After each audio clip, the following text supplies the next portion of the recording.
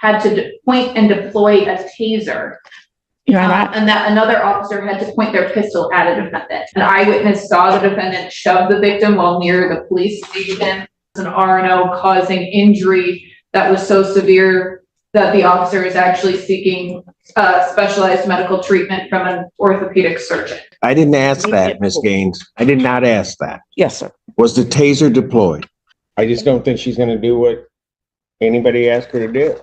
Alright guys, buckle in because we've got a couple of cases today that spiral into absolute chaos the second they hit the courtroom. We're talking entitled brats who think laws are more like polite suggestions, like speed limit signs on an empty highway. We've got contradicting stories that don't add up, defenses so weak they might as well be held together with duct tape, and a no-show defendant who treats court dates like optional RSVP parties. Oh, and just when you think it can't get any messier, here comes the domestic violence case, stacked with a side order of cops getting beat up. Some of these defense arguments are completely mind-boggling, like they're expecting the judge to suddenly forget what's written in the penal code, and yet the defendants keep doing the exact opposite of what the judge wants to hear, which is like trying to win a marathon while running backwards. So the real question is, how much rope does the system hand out before someone finally hangs themselves with it? Let's go ahead and dive in. Asked bond.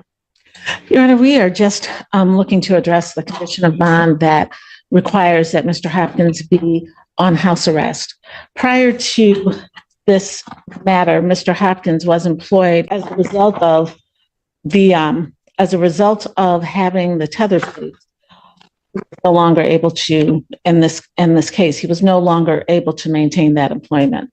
He is hoping to be able to get new employment and is asking that the court consider a no go-to order, a no contact order, or anything of that nature. My client, Mr. Hopkins, also recently registered for the cybersecurity program. Text me that information. I tried to send the confirmation to Ms. Barroso so that she would be able to see it. It's my understanding that the classes are majority online, but that would be the only place that he would have to come across Chenal County. Otherwise, he's just asking for some order that would allow him to work and just not have that kind of contact. Response. Your Honor, the bond in this case was set at $5,000 cash or surety when we requested a $50,000 bond. In this case, the people are uncomfortable with him being out. This was an event for a series of events that occurred where the defendant assaulted the victim at not one but two locations. An eyewitness saw the defendant shove the victim while near the police station. The police attempted to make contact with the defendant, and then he picked up, as a result of him resisting, picked up 5 counts of R&O against 4 different officers. One of those 5 counts is an R&O causing injury that was so severe that the officer is actually seeking specialized medical treatment from an orthopedic surgeon. At this point, this is a 9. So hold on. There was a DV and then an officer injured. Why is he out?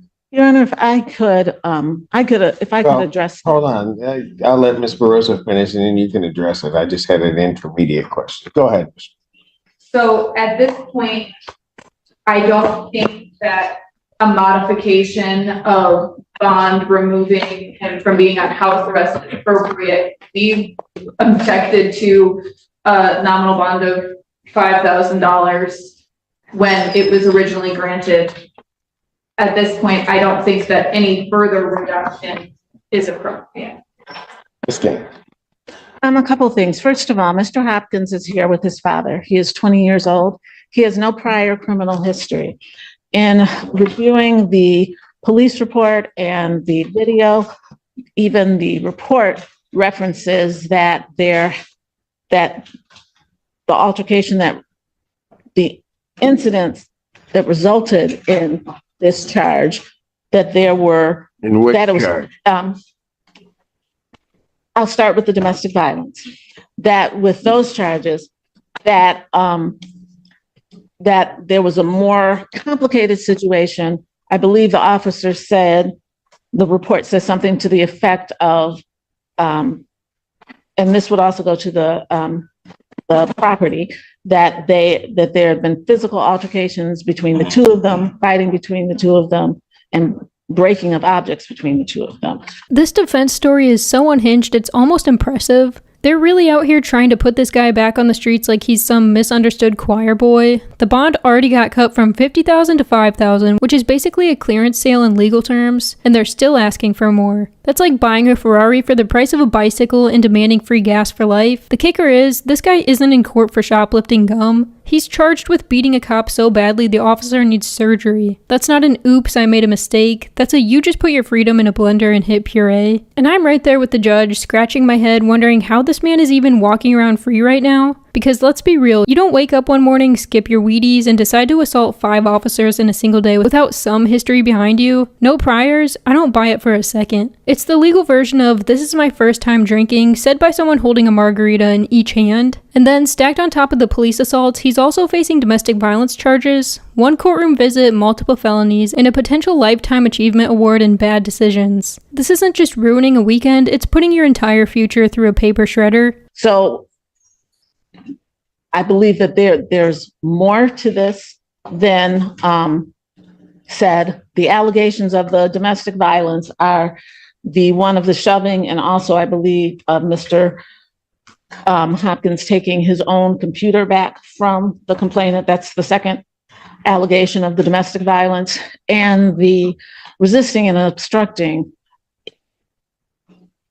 is, the allegations are that Mr. Hopkins, not that Mr. Hopkins turned around and slammed someone or punched them or anything, that he pulled away.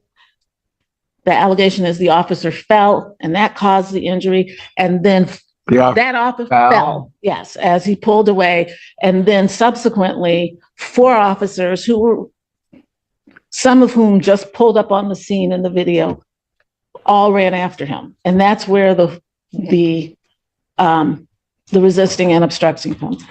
And he did, in fact, eventually stop. It was not, it's not as if he were in a vehicle and went miles or hours away. He did stop running, and he did, once they complied, once that occurred, there were no further incidents.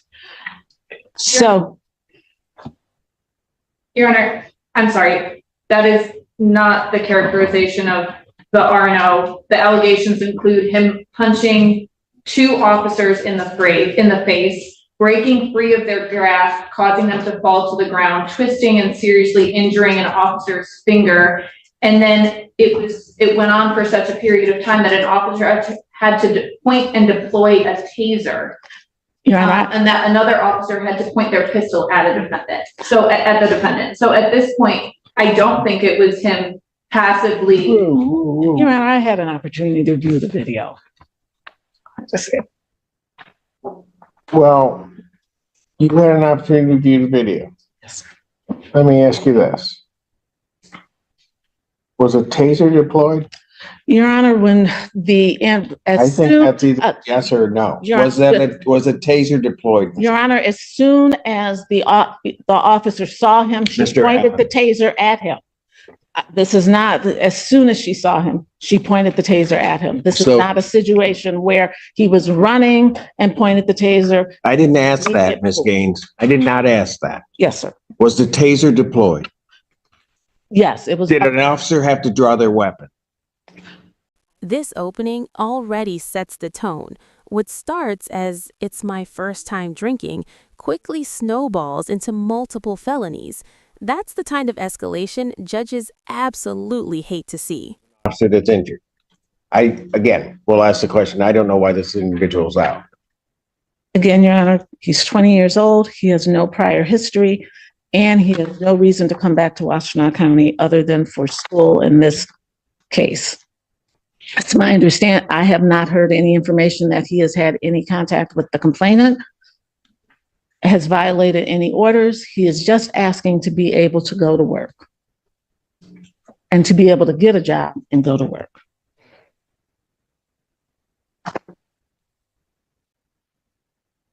Your Honor, would you want to hear from Mr. Hopkins' father who's present? I don't know what he could tell me at this point in time. I'm more worried about the bond as it originally is set. I don't. Does he have prior convictions for anything? No, Your Honor. That the original domestic was about. I mean, I'm trying to figure out, because I'll just tell you, I have some serious concerns that this escalated to a point that officers are having to deploy a taser, pull their weapon. There are clearly enough officers around to, in my opinion, have subdued this individual without having to do all of that. So something else is going on. And Your Honor, I also have, I mean, one's bad enough, but I have 2 counts of domestic violence. again, Your Honor, one of them is him taking back his own computer. That's one of the allegations. And that's why I'm saying there were things that were happening before this. That's not to excuse his behavior. That is to say that there's broader context. And Yeah, so the defense here is collapsing faster than a cheap folding chair, and it's almost painful to watch. We've got 2 completely different. And this is where the defense starts losing control of the narrative. 2 different stories, no clear answers, and the judge can tell something isn't lining up.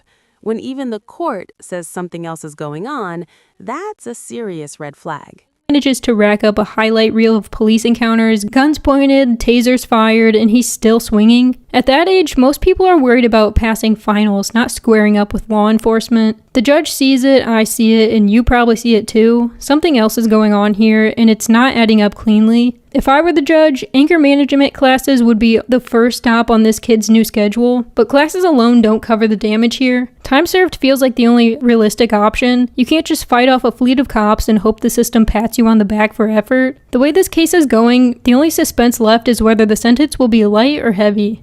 in my view of the video, initially there was 1 officer, then there were 2, and he ran from 2, but as he's running from those 2, there are cars, 4 and 5 cars are pulling up with sirens on an unarmed young man who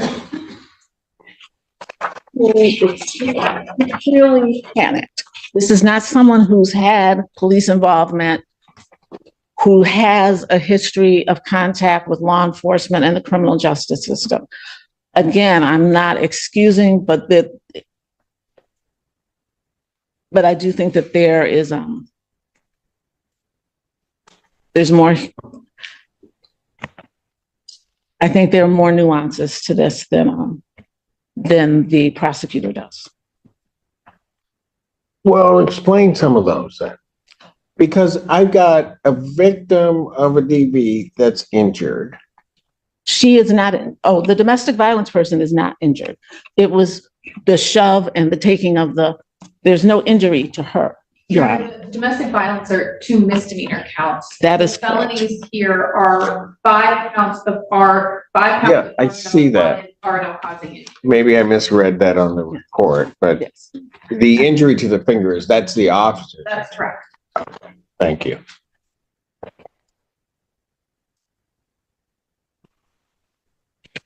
I don't understand this. I mean, there's a lot I don't understand. How, and I get there are resisting and obstructing that are filed that some may look at as questionable in terms of the charge. I get that.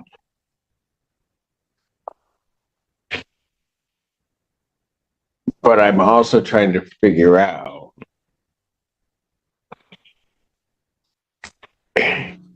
how an officer gets injured, that there are punches to the face of officers. I mean, Ms. Gaines, I don't get it. I understand what you're saying, and I'm saying I did not see any punches to the face when I observed the video. Tell you what, I'm certainly not changing any conditions. Can you explain to me one reason why I shouldn't raise his bond? Your Honor, he has appeared for every court date and he has not picked up any new charges. He has not had any contact with the complainant on the domestic violence or any of the officers. My understanding from him is that he has only come to Washtenaw County for court. He does not even reside in this county. It does not appear he's a flight risk, nor that he is a danger to the community. He is here with his father. He has come to every court date and he's highly responsive to my calls and texts. And absent the no offer in this matter, we'd be looking to resolve it. Anything else from the people? No, Your Honor. You know what?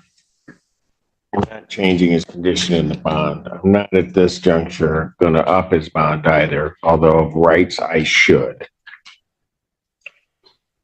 Of rights, I don't think he should be out around tethered or not, given that behavior. But I'll let Judge Perry deal with that after she hears the preliminary examination. Bond will continue. Motion for bond reduction or changing condition is denied. Thank you.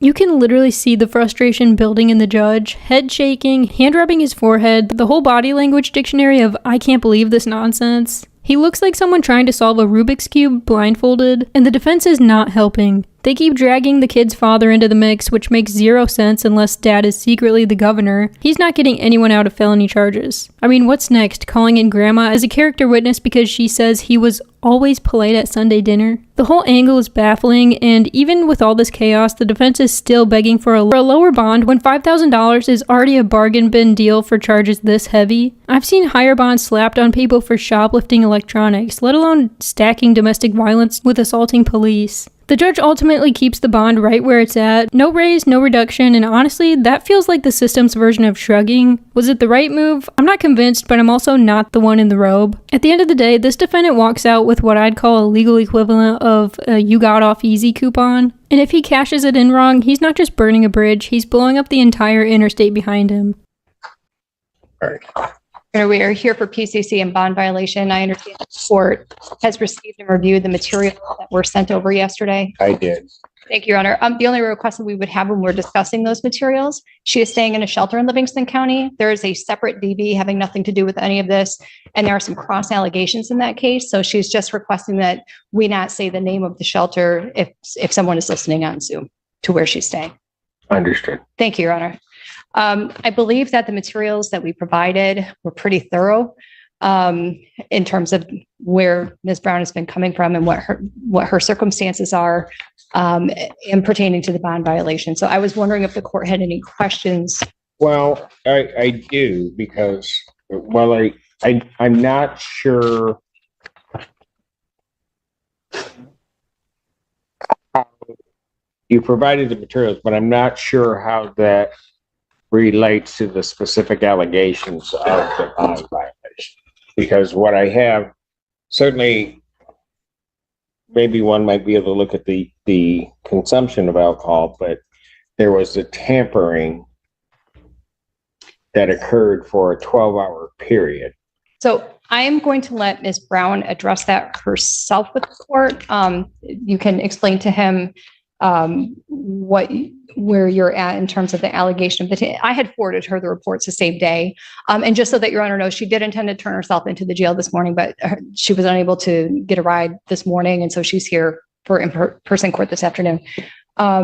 So regarding the tamper on 6/23 and then the positive on 6/25, the court is looking for either an explanation or an admission as to these two. Your Honor, I don't have any clue why those were coming up that way. I know that I was called in to community corrections to have my unit replaced for servicing. And when on my way there, Miss Julian called me and said that she received a notification from courts that I had a tampering and violation that she would, wanted clarification about. And I had no idea what she was talking about. I told her that I was just called in to do a replacement on the unit itself. I have only been at La Casa AA meetings and with AA people, because I don't currently have transportation and a license to get myself to and from these places. And I have not had access or been in the environments of drinking whatsoever. The only events outside of AA are AA events that I've been to, such as there was a sober rave in Royal Oak that I've gone to, but that wasn't even in the dates in question. So I'll stop with that. But I was completely confused. So I had the unit replaced. And while at community corrections, they had told me that I had this tampering and violation, 2 counts. And I was in for my reading the week before during this time, and they said that I was all set, good to go. We'll see you next week.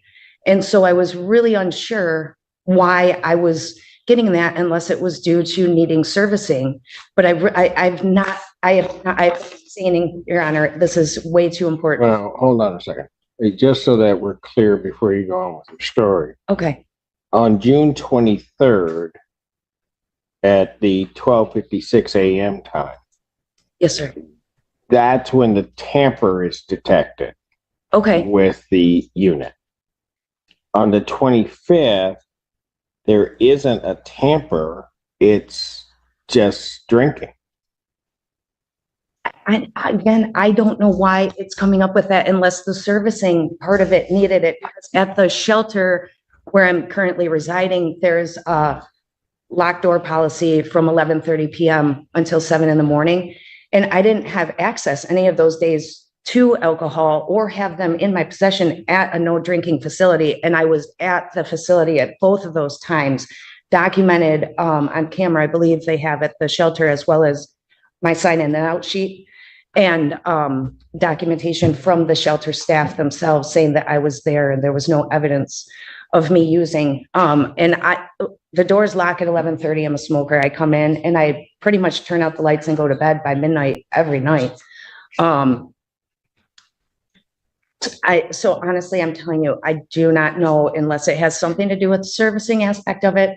I don't have access to there, and it's a couple miles Does she away. want a hearing on this? Because I'm going to tell you, I'm not believing what she's telling me. Okay.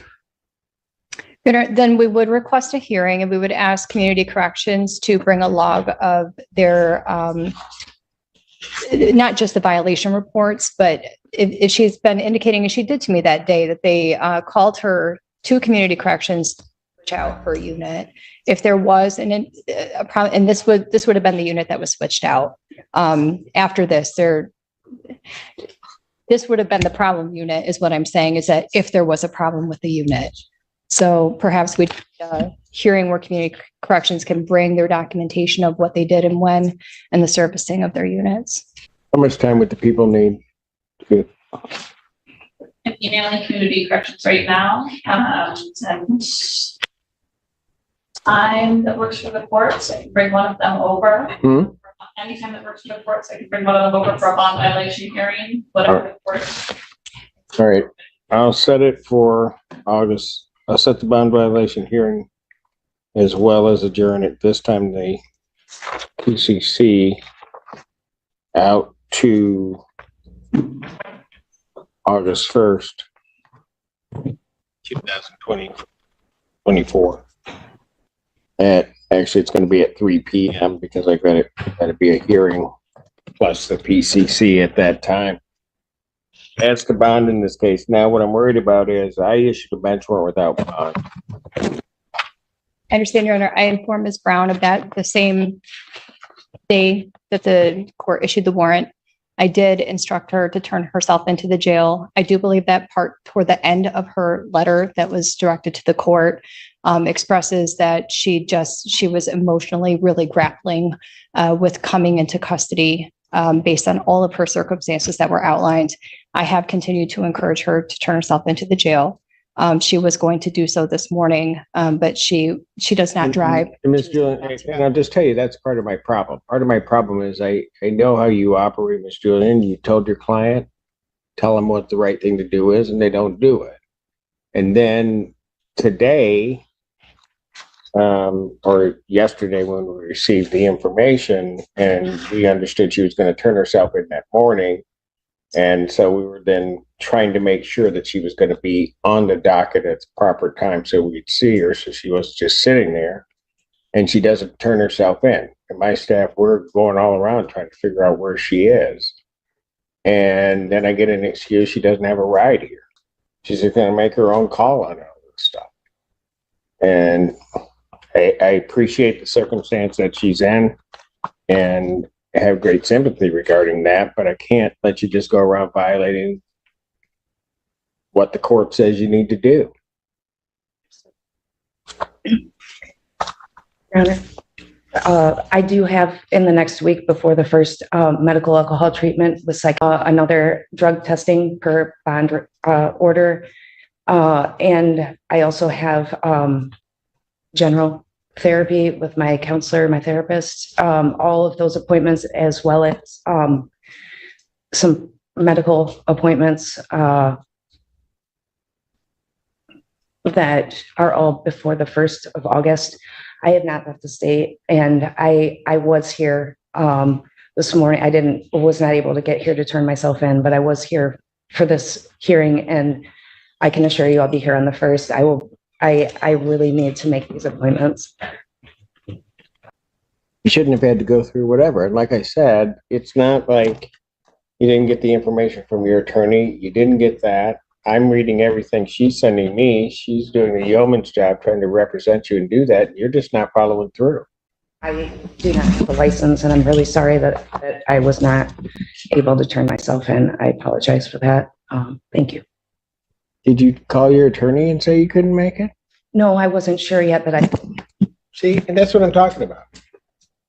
I mean, Miss Julian makes a representation to us that this is what you're going to do. This is everything. And then the person that's defending you and trying to make sure that the court understands everything about you, you're not even communicating with them to say this isn't going to happen. And then you're not following her instructions. She said she'd meet me at 1:45, and I texted her at 1 o'clock and said I'd be here at 1:30 and that I would meet her at 1:45. I didn't ask her for a ride, though. You're right. She did text me. It was after the morning, I want to say noon, that you were not able to turn yourself in this morning and that you would be here at 1:30. So I said that to meet me here since you were going to be meeting me here. So. How'd you get here this time? I had a friend of mine picked me up. I think that what you want to do is you don't do what you don't want to do. And so you don't put the effort forth. And then everybody is sort of just misled as to what you're going to do. Well, it doesn't work that way. Because it puts a whole lot of people out. Because, like I said, we're going on Miss Julian's representation of what she instructed you to do and what you said you were going to do. And you didn't do it. And then everybody's looking around. We don't even know where you are or that you're going to show up at this time. You don't get to make those choices. So at this time, Miss Julian, you can file a motion regarding her additional appointments and other things that she may have to do. But at this time, defendant's bond is revoked, defendant's remand. Mr. Your Honor, thank you. In the meantime, for the record, we are trying to see if we can resolve this case at district court level. So Okay. those conversations will continue. Thank you. Thank you. Wow, what a roller coaster that second case turned into. The defendant's mouth is writing one story, but the evidence is painting something entirely different, and the judge isn't buying a single syllable. Watching someone double down on lies while a bench warrant is literally hanging over their head is like watching someone juggle knives blindfolded. You know it's ending badly. This second case is a textbook example of how credibility collapses. Miss a court instruction, fail to communicate, and suddenly every excuse sounds like noise. At that point, revoking bond isn't harsh, it's inevitable. Bond wasn't just the smart move, it was the only move. And here's a legal nugget for you. Skipping court once might cost you bail, but skipping twice? Judges can legally deny you bail entirely, leaving you locked up until trial. Which makes you wonder, if someone keeps ghosting the system, should we even bother the second chances? Let me know your take down in the comments. Thank you so much for watching.